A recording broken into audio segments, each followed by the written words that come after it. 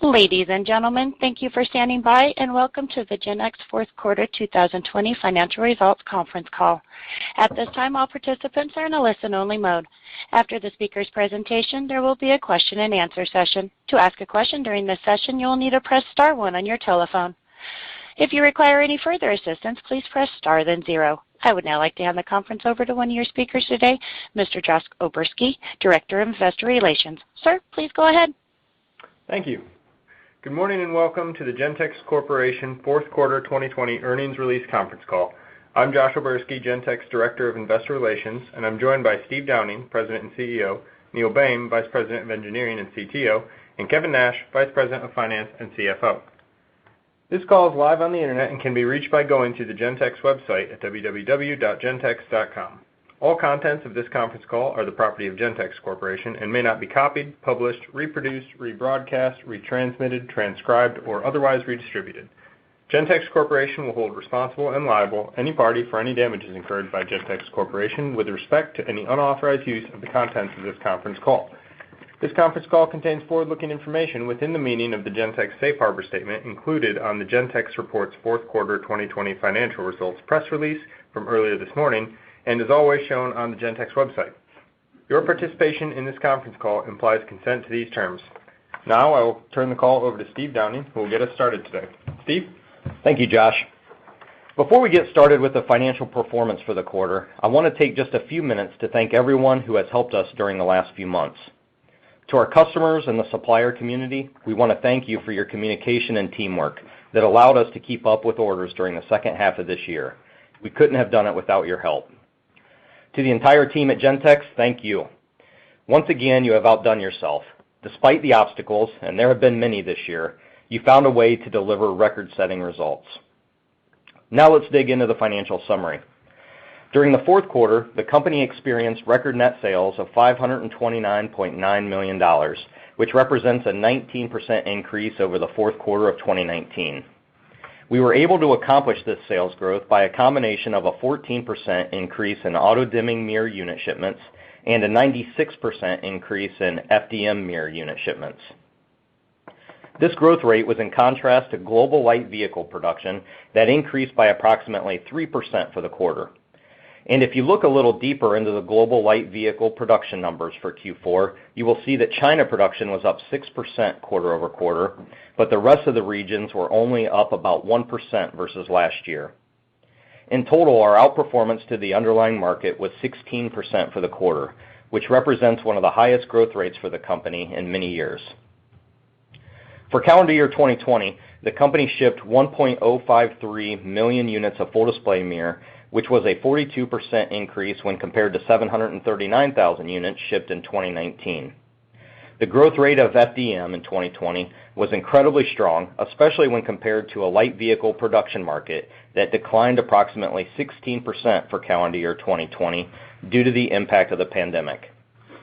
The gross margin in the fourth quarter of 2020 was 40.9%, compared with a gross margin of 36.5% last year.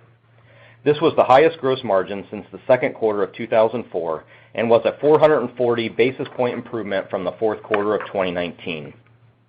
The gross margin increase was driven by record sales levels, positive product mix, benefits from our cost reduction efforts earlier in the year, leverage on our overhead costs, and purchasing cost reductions that together more than offset our annual customer price reductions.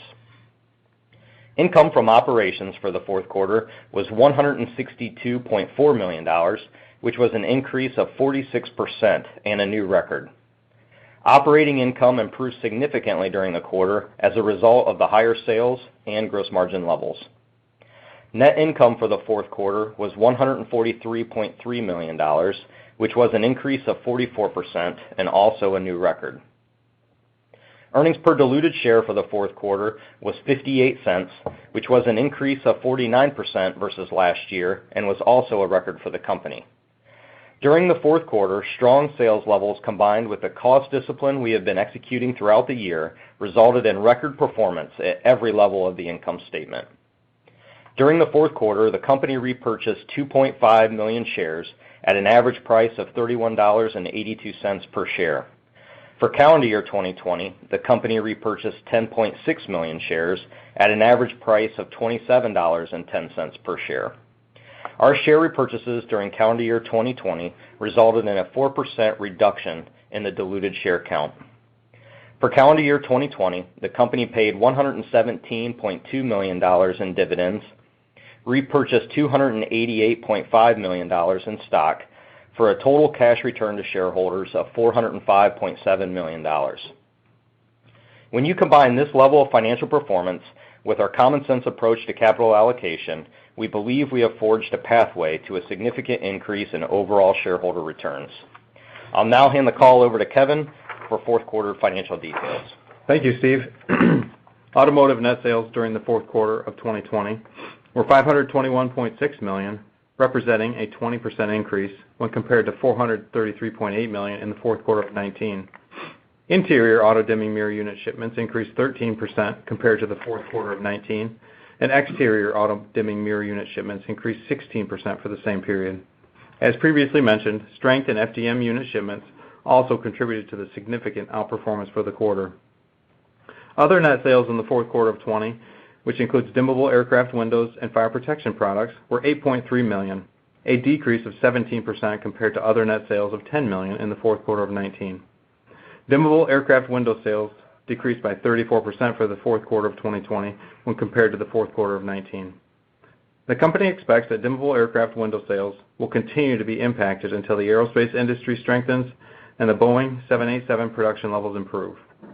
In terms of the balance sheet, during the fourth quarter, the company increased its activity in share repurchases, but we also continue to keep our focus on maintaining high levels of liquidity so that we remain well-positioned for multiple economic scenarios.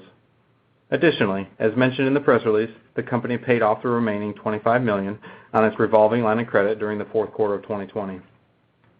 I'll now mention some key balance sheet items as of December 31, 2020, as compared to December 31 of 2019. Cash and cash equivalents increased to $423.4 million, up from $296.3 million, primarily due to year-to-date cash flow from operations and investment maturities, which were partially offset by share repurchases, dividend payments, and capital expenditures. Short-term investments were $27.2 million, down from $140.4 million, with the bulk of those maturities not reinvested during the calendar year. Long-term investments were $162 million, up from $139.9 million. As a reminder, long-term investments include things like FDIC-insured CDs, treasury notes, as well as corporate and municipal debt. As of the end of the year, the portfolio remains in a good position, with the bulk of the corporate and municipal holdings invested in A-rated or better institutions. Accounts receivable increased to $284.9 million from $235.4 million. The increase in AR was due to the significant increase in sales during the fourth quarter and the timing of sales within the quarter. Inventories were $226.3 million, down from $248.9 million, as a result of lower raw material and finished good levels. Accounts payable decreased to $84.8 million, down from $97.6 million, and accrued liabilities were $92.9 million, up from $74.3 million. Increases were due to higher accrued salaries and wages and deferred employer payroll taxes, as well as accrued income taxes. Fourth quarter 2020 cash flow from operations was $135.4 million, up from $122 million in the fourth quarter of 2019. The increase in cash flow was driven by increases in net income for the quarter, but was partially offset by fluctuations in working capital. Year-to-date cash flow from operations was $464.5 million, which compares to $506 million for year-to-date cash flow for 2019. The decrease on a year-over-year basis was driven by the COVID-19 impacted reduction in overall business and related cash flows during the second quarter of 2020. Capital expenditures for the fourth quarter were $14.7 million, compared with $26.3 million for the fourth quarter of 2019, and year-to-date capital expenditures were $51.7 million, compared to $84.6 million in year-to-date 2019. And depreciation and amortization for the fourth quarter was $26.3 million, compared with $25.4 million for the fourth quarter of 2019, and year-to-date D&A was $104.7 million, which was the same as calendar year 2019. I'll now hand the call over to Neil for a product update. Thank you, Kevin. Earlier this month, Gentex participated in the 2021 Virtual Consumer Electronics Show. CES has become the preferred platform for Gentex to showcase our technologies and capabilities. This year at CES, we had to adjust our normal product-driven approach to the new virtual venue. Gentex created all new virtual tools to help communicate our product evolution and the direction of the technology. The first product area I'll discuss is in digital vision. As we continue to roll out and develop our full display mirror product, we have been focused on ways to add new features that have been either requested by customers or are where we see opportunity to leverage the platform as a part of major developing trends in the automotive market. For CES this year, we created individual videos demonstrating how digital video recording and trailer towing could be added to the portfolio. Both of these products utilize the base FDM technology, and by adding additional cameras or recording technology, we've expanded the feature set to meet an ever-increasing demand from our customers. In the sensing product area, we also have shown some new technology paths. First, we announced the acquisition of VaporSense, a nanofiber sensing company out of Utah. The VaporSense technology is capable of being deployed across multiple verticals to support sensing for hazardous chemicals, explosives, or to provide data regarding air quality. We're excited about the potential for this technology because it harnesses our core competencies to create sensing capability that surpasses anything in the market today. Second, we announced that we're bringing smoke and vape sensing to a robotaxi as part of a sold program that we're currently launching. This development leverages our heritage as a particulate smoke detection company, but now expands it into the automotive HVAC system. Gentex has the unique ability to deliver smoke detection while meeting the stringent requirements of automotive. The third area of focus was in-cabin sensing. We demonstrated in the virtual platform how a visual sensing system in or near the mirror area could help provide greater visibility into the vehicle. This demonstration showed how our technology can provide in-cabin sensing for driver monitoring features, but can also provide sensing in the rear seats of the vehicle so that features like child detection, notification of objects left behind, or which seats passengers are occupying, can all be seen to provide new safety and convenience features for our OEM customers and consumers. The last product area I'll focus on today is the connected and transactional vehicle. As our integrated toll module product has been rolling out with our lead customer, Audi, we've been working on building relationships in different areas to further enable the capability of ITM product in the area of transactional vehicles. Late in 2020, we announced a partnership with a company called Pay by Car. Pay by Car is utilizing toll tag systems such as ITM and a hardware infrastructure placed at a gas station site to enable payment for fueling through the toll system. We believe this is the first step of many that could utilize the ITM hardware to perform non-toll based transactions. Additionally, we announced a partnership with SimpleNight. SimpleNight is an e-commerce aggregator. We're working with them to broaden their offering for the vehicle. This includes the ability to make reservations at restaurants, buy movie tickets, make hotel accommodations, and much more.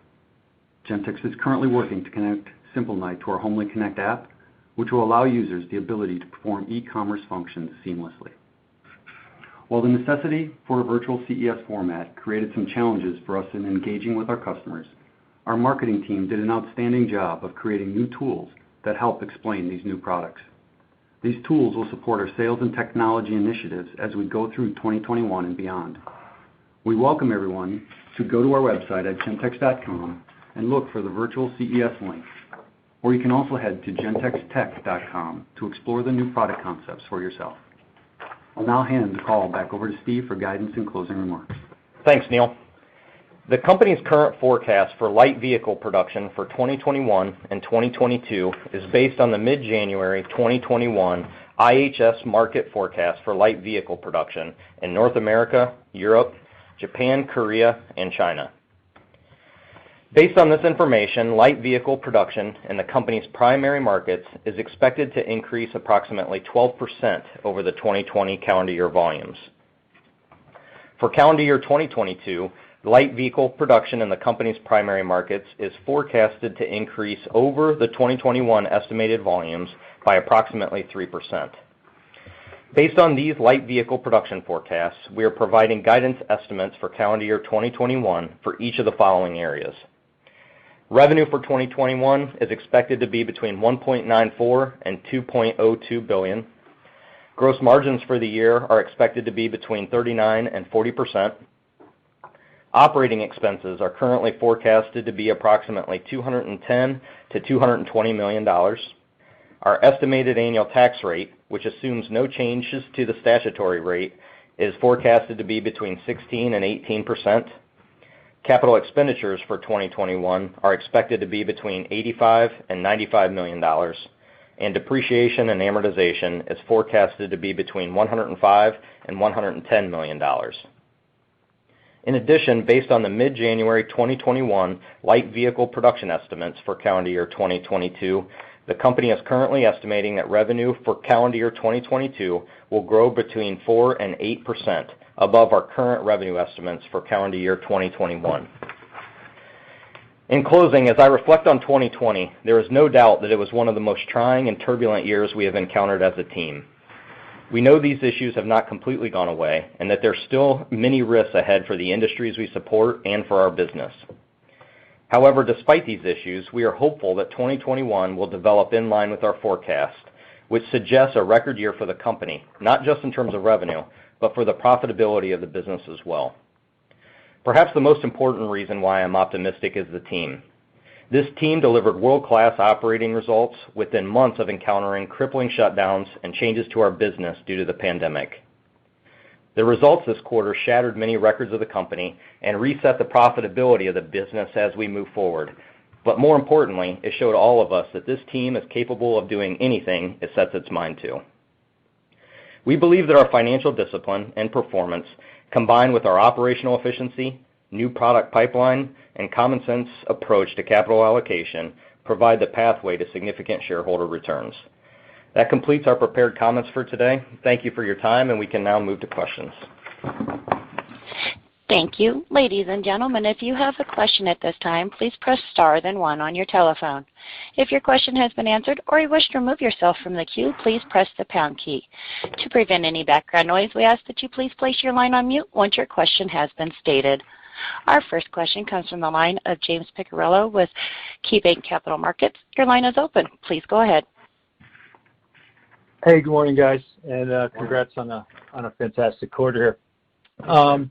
So FDM shipments, let's start there. Finished the year just under 1.1 million, which given that it was a pandemic year, pretty phenomenal. I mean, how should we be thinking about FDM unit growth for 2021? I mean, previously, I think the idea was to take the average, unit growth over the last 3 years, but I mean, I think that exercise would have been far too conservative even for 2020. So just wondering if there's another way, we could look at this. I think if you look, I think it would be about we would guide about the same methodology, and if you include this past year's performance, you'd start to see a uptick obviously this year in the growth rate of FDM. So I think it would probably be if you did a 3-year moving average, it would probably be closer to what the trajectory looks like for next year.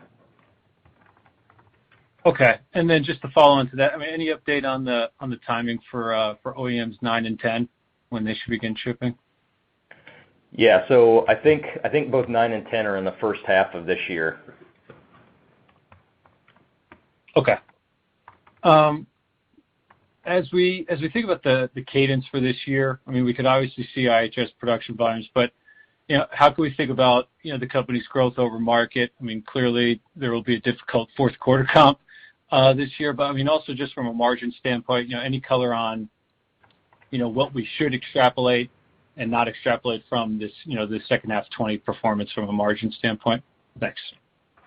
Yeah, I think if you look at the last 6 months, you're just over 40% average. We know that that's a hair higher than it will be in 21 for a couple reasons. We know there's a lot of shortages happening in the industry, which means obviously pricing pressure on components is going to be a little tougher than it was in 2020. But then we also know that sales aren't going to run at the same rate it was, for instance, in Q4, which would have a slight negative impact on margins going forward. But if you look at that guide for the full year of 39 to 40, we feel pretty comfortable with operating in and around that range for the whole year. We don't really see it overweighted in any one quarter. I think the risk factor, like you mentioned, really comes down to the second half of the year in terms of what are those comps going to look like, and then we know there's a lot of catch up happening in the industry right now from the Q2 shutdowns. And the question is what is the new run rate for production once that catch-up period's done? What is the global SAAR, and what does that look like for the entire supply base? Got it. Thanks, guys. Thank you. James. Thank you. And our next question comes from the line of David Kelley with Jefferies. Your line is open. Please go ahead.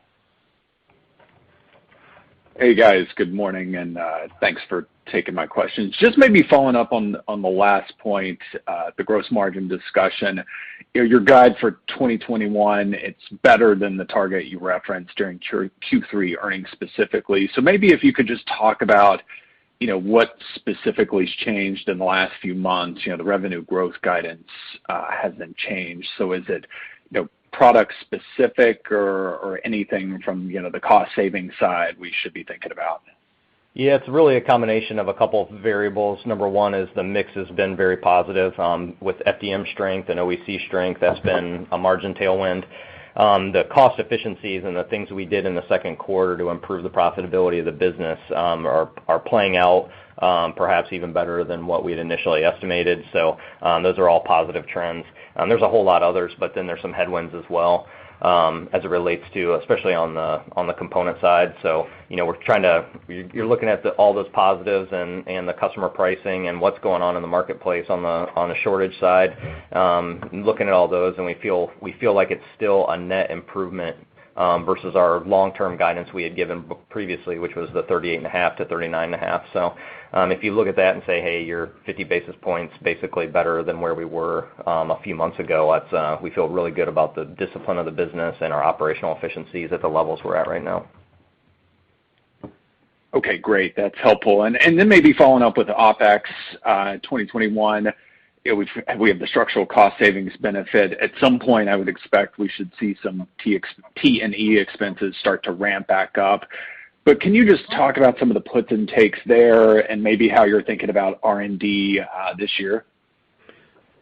Yeah, so I mean, that's a good acknowledgement. As you mentioned, travel and entertainment's still been fairly low. But some of the things that have kind of filled the gap there is air shipments, so a lot of premium freight that we've been experiencing really in the back half of the year with the tighter supply chain. So we would expect that as things calm down a little bit, the freight costs kind of abate a little bit and backfilled by some of that travel. But we would expect that probably isn't going to really pick up until the back half of the year. I mean, as we sit today, travel restrictions are heavier than they were a year ago. But, all the things that Neil mentioned obviously don't come for free. So we're very focused on that R&D budget. Partnerships that are either have equity stakes with them or, things that drive us for the longer term, we're continue to be focused on them. So, we feel really good about the things that we've done so far, but there are other things in the hopper that we continue to invest in. And we're putting resources to the things that Neil mentioned earlier. Okay, great. Thanks. And then one last one, if I could squeeze it in. 2022 revenue growth guidance, I get that's a long ways away, but it is a bit below your usual targeted out-year outgrowth. Is there some conservatism built in here, just given some of the ongoing market uncertainties you referenced? Or if you could just talk about if there are any other inputs we should be thinking about that might change the outgrowth cadence, that would be great. Yeah, I think the biggest factor there isn't necessarily conservatism built in. It's really about the 2021 guide being quite a bit, higher than what we actually think production will come in at. So that outgrowth the market and the growth that we've experienced in the back half of this year, and then compound it with the growth rate for next year. When you start to look at those in combination, we look at it and say, hey, 2022 is a tough comps coming off a very solid 21 number that we're guiding to right now. If there is any conservatism built into it, it's really a little bit of skepticism. If you look at a lot of that growth that's estimated for 22 on the vehicle production side, a lot of that's out of Europe. I think it's like a 6% growth rate in 22 for Europe. And so we're maybe a little skeptical about whether or not that's actually going to pan out to those levels. If you look at the macro side of what's going on in that space, and I'm not sure that we would necessarily agree with IHS's number there that it's going to be that kind of a growth rate in Europe in 2022. All right, got it. Thanks, guys. Thank you. Thanks, David. Thank you. And our next question comes from the line of Ryan Brinkman with JP Morgan. Your line is open. Please go ahead.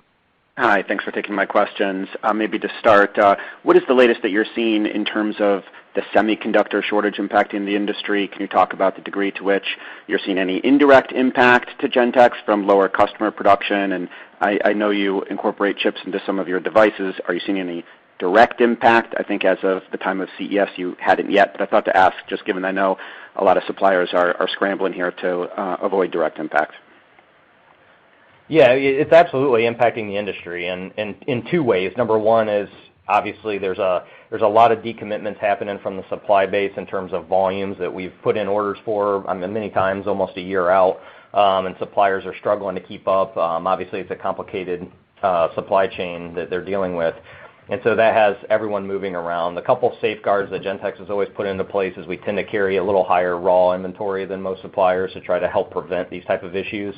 The other one is the team's been working really hard looking at product redesigns, other alternatives when there are issues. Fortunately, so far we haven't had any shutdowns of customers. But to your point, that's the second half of the issue, and that is that many OEMs are starting to take days off or portions of a week at certain plants and certain product lines to give the industry time to catch up on the silicon side. So it's something that we continue to watch. Fortunately, so far it hasn't affected us directly in terms of our ability to supply, but it's always a risk factor. And then number two, what is probably more likely is that it's going to impact overall production levels at some point. Probably not an extended period. Most of the industry is looking at the first half of 21 being really tight, and then hopefully the second half will start to free up a little bit. Okay, thanks. And then just to dig into that earlier discussion of gross margin a little bit more and maybe the trajectory throughout the year, I think historically you see a little bit of a step down in 1Q, maybe given a disproportionate number of annual customer price reductions taking place around the turn of the calendar. Then you claw that back via performance and productivity throughout the year. Do you see that pattern taking place this year again? And then just also, is the tone and tenor of annual customer price reductions any different this year versus prior years, just given maybe some of the stress that some of the customers might be feeling? And I hesitate to ask, but 39 to 40% gross margin, I don't see why that would necessarily be an embarrassment of riches when 37 to 38% you guys are able to get away with for a long time. But just any kind of thoughts on discussions with automakers, if they're any different from the past, et cetera. Thanks, Ryan. Yeah, so as you mentioned, and you're the best at asking 7-part questions, so I'll forget the back half and see if you fill in. But all else being equal, yeah, APR typically is front-end weighted. January and April, a lot of our customers take those price downs. The one unique thing about this year, like Steve already mentioned, is they're still playing catch up for the most part. So sales levels are probably elevated a little higher, so that may offset it. But then the one other factor is tightness in the supply chain side. So components, the shortages are putting the ball back into the supplier's hands, or as far as the leverage. So pricing is going to be a little bit constrained, or cost downs, if you will. So I would say all in all, it's probably pretty evenly textured, but you still do have the same constraints on APR dropping kind of that first quarter margin, all else being equal, and then building back up over the year. And I would say that the pressure on the supply community from OEMs isn't really any different than it has been. I think right now what we're seeing is mostly collaboration, OEMs trying to work with the entire supply base to make sure that components are being handled, distributed, and that they can keep all their supply base up and running. I think everyone's aware of what's going on in the silicon industry, so I think most OEMs understand there's going to be some price pressure from the supply side on raw components. Okay, that's very helpful. Thank you. Thank you. Thanks, Ryan. Thank you. And our next question comes from the line of John Murphy with Bank of America. Your line is open. Please go ahead. Good morning, guys, and thanks for taking the time. Just a first question on vehicle mix. I mean, obviously the automakers are hustling to rebuild inventory and meet growing demand, so they're building everything sort of at the higher end. I'm just curious what you're seeing in schedules and if you expect that to continue into 2021, and maybe this is sort of a new phenomenon that produces a little bit less with better and better mix. Just curious your thoughts on that. Yeah, I think at the beginning you're absolutely right. When they were coming out of those shutdowns, they were obviously trying to build a very rich mix of vehicles. I think now that's kind of settled down. It's more about what's the demand from the consumer side. That's probably the most shocking part of coming out of the pandemic is the flow and optimism in the consumer base, like how many vehicles themselves are being purchased. I think that was a little surprising to us. Watching inventory levels overall for each OEM and what's happening. There's still a little bit of work to do, but I would estimate that sometime in Q2, we'll be through that catch-up period and back into a normalized run rate. The question about mix is always a fascinating one. It's really about, interest rates, borrowing, and what a consumer wants. So we don't see anything changing that drastically. One thing we know for sure is our features right now are doing really well with the consumer. They're desirable, they're priced appropriately. Products like FDM have a lot of pull right now with the consumer. Okay. And then just a second question. I mean, raws are sort of the raw complex going into the vehicle is generally kind of inflating. I'm just curious what you're seeing on that side. I mean, obviously, that's being driven by strong demand and volume, so it's a good thing, right? And so, the reason it's rising is because, there's demand pull. I'm just curious, what you're seeing there and how much of a headwind or not that might be in 2021. Hey, John, you broke up just for a second at the beginning. Could you say that again? Yeah, I'm just curious, what you're seeing on raw material costs that you guys are dealing with. I mean, the reason they're rising is because there's demand pull, so it's for good reasons. I'm just curious, how you're thinking about that in 2021.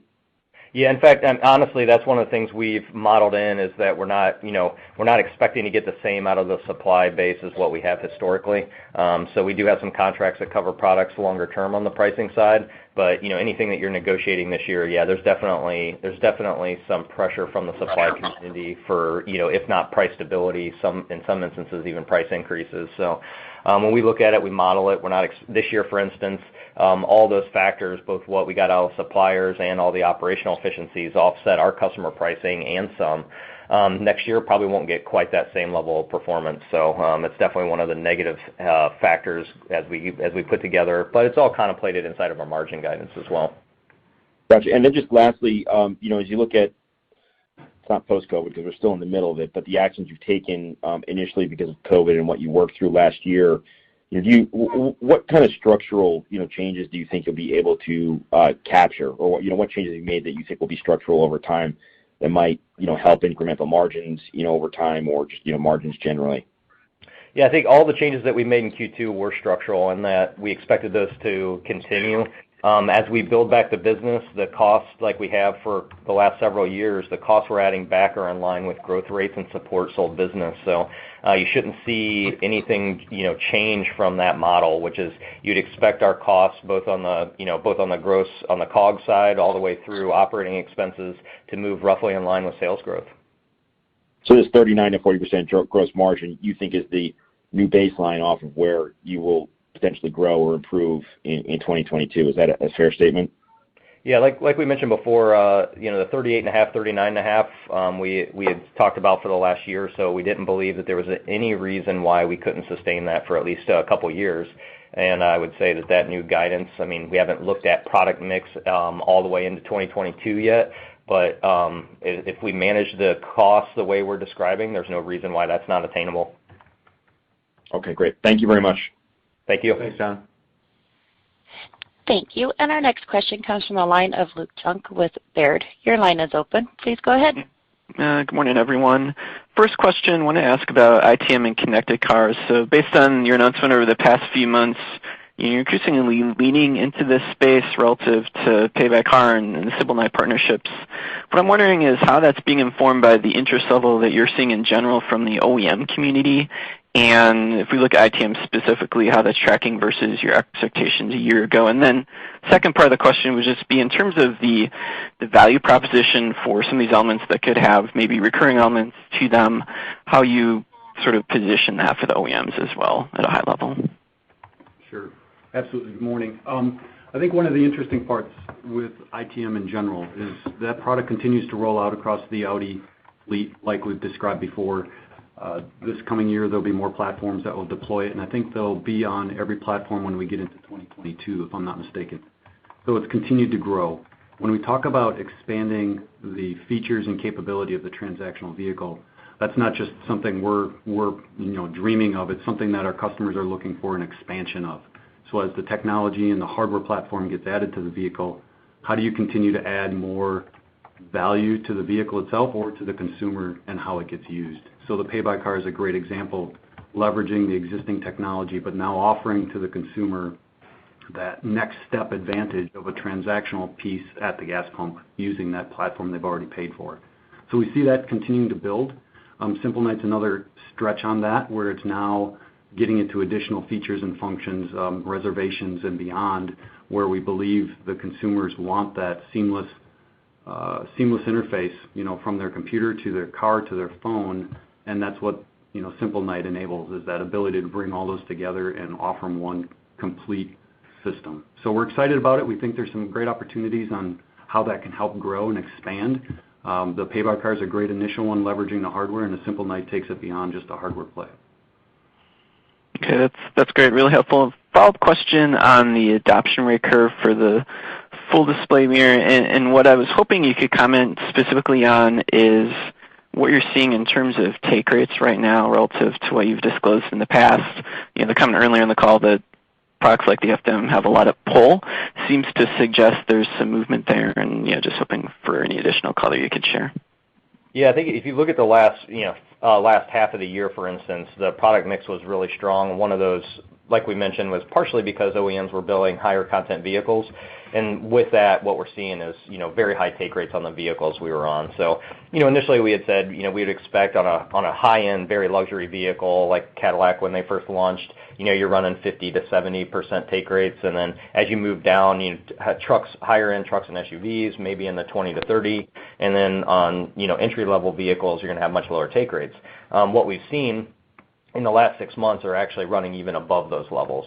And the fundamental question is, how long will that last? Is it the new norm, or is it going to come back down to more standardized packaging? What we're seeing for the first half of 2021 would imply that trend continues at higher take rates. And so we're pretty optimistic. One thing is for sure, there's been some studies and some consumer engagement from OEs that really like the feature. So we think, regardless of what goes on with the whole product line, we think we're going to continue to see a lot of pull on the full display mirror side because of the customer interest.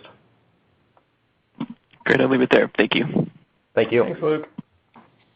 Thank you. And our next question comes from the line of David Whiston with Morningstar. Your line is open. Please go ahead. Thanks. Good morning.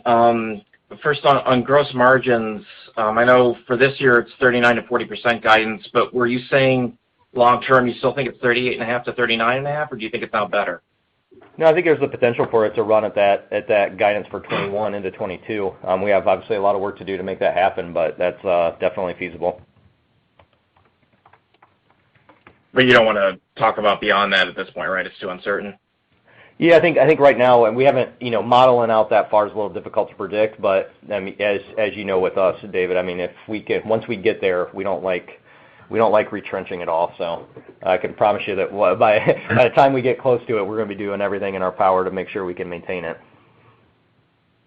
Right, and your guidance for this year right now, though, it does not include any shutdowns related to the chip shortage, even if they're beyond Gentex's control? Yeah, there's IHS is actually modeling in downtime at most OEMs, not extended for very long periods, but kind of rolling shutdowns, a week or two at a time for the first half of the year, and then there's not much contemplated in the second half due to supplier issues or part shortages. So it's a fairly modest impact. I forget, it was a few 100,000 vehicles, I think, when IHS made their latest update globally. So it's not a huge change to overall production, but there is some of that built into the forecast. Right, and you were talking earlier about skepticism about IHS's EU number. Was that for 2022 only, or both this year and next year? Really, more for 22. Okay. And then just one last more big picture question, strategic one. Have you guys ever thought about making software for AVs, or is that something you think that's really not in your wheelhouse and there's plenty of other players already? Well, I think when we look at that, I mean, we're open to the concept. If an OEM partner wanted to come and ask us for help, then we would be open to that concept. But to go out and try to market that is probably not something that, A, we would have necessarily the credibility to pull off right now, We're like we wake up every day always willing to look at new opportunities and assess whether or not we can create a value proposition there. I think as we sit here today, we would look and say, well, we're probably not the right partner necessarily to develop that and provide it, but if that changes, we would absolutely try to create a new business model that would work for the OEM and for us. Okay, thanks. Thanks, David. Thanks, David. Thank you. And again, ladies and gentlemen, if you wish to ask a question at this time, please press star then one. Our next question comes from the line of Josh Nichols with B. Riley. Your line is open. Please go ahead. Yeah, thanks for taking my question. An exceptionally strong quarter. I was wondering if you could maybe provide a little bit more detail about like the cadence of the revenue trajectory, given that this is a little bit of a different setup here. The OEMs are still playing catch up, right, as far as inventory levels, especially in 1Q and probably into 2Q. And are you expecting that 1Q to be a little bit stronger, and how may that trend through the rest of the year? Yeah, you're exactly right. I mean, Q4, Q1 don't look too dissimilar outside of the chip issues, if there are any hiccups there. Really strong into the second quarter, but then I think, like Steve mentioned already, comps start to get hard, and then the normalization of what production actually looks like in the second half probably starts to play out a little bit more. So you have a little bit of strength, and then maybe a little taper heading into the back half of the year. Yeah. As you kind of mentioned, there's always, a number of things up in the air, right? Especially this year, it's a little bit different than obviously what we had seen before. I just wonder kind of your thoughts about the impact to Gentex. We've been seeing some higher end vehicles and an increasing percentage of the mix, right? Trucks and SUVs.